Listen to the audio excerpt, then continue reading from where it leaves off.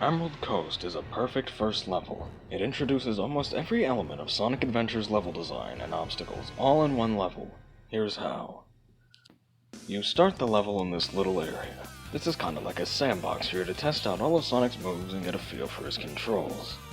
But 3 rings are floating nearby. Do you touch them? Most players likely touched them and saw that they added up to a ring counter. And then, not too long afterwards, you see your first enemy. But how would you know if they're enemy at first? This badnik isn't too tough though, so if you find out they're an enemy the hard way, they're easy to defeat. And then once defeated, you're rewarded with a small animal buddy. Now you know that the moving robots are enemies to destroy. Next is a multi-path segment. Now, most players just use the springs the first time around. But they see the bridge and think, I wonder what's up there. Is it a secret? This opens the door for replayability, as most players would likely be curious as to what's up there. And the next part's just gonna show you how fast Sonic can go, especially when you run over a dash panel.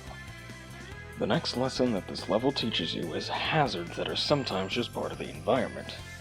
Now, next is mainly just letting the player get some experience with platforming and the controls.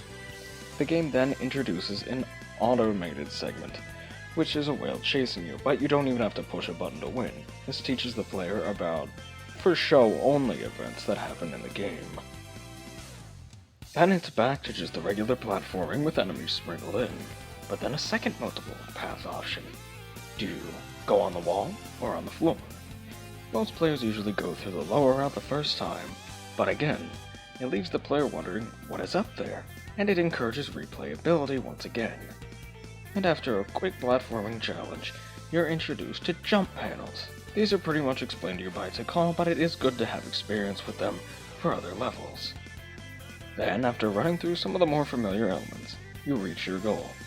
But this is when you're introduced to the ranking system, and this ranking system also encourages replayability and makes players think about what's the most fastest and optimal route for the level. Makes them think, hey, maybe those alternate paths were faster, and as I said before, it really opens up the door for replayability. This one very level managed to introduce all those mechanics to a player in one concise experience. And it's just very fun to replay. It doesn't even feel like a tutorial level, even if you're not even going for faster record and you've already used all the alternate paths. This level is a perfect balance between a tutorial level and a regular gameplay level. It doesn't hold your hand too much, but it isn't very hard either. But despite all it has to offer, I don't see many people talking about how good of a first level this is. Sure, Green Hill Zone is iconic, and City Escape is one of the best Sonic levels ever made, but Emerald Coast is severely underrated as it is a first level that was able to quickly introduce most elements of the game, not feel like a tutorial level, and give a fun incentive to replay.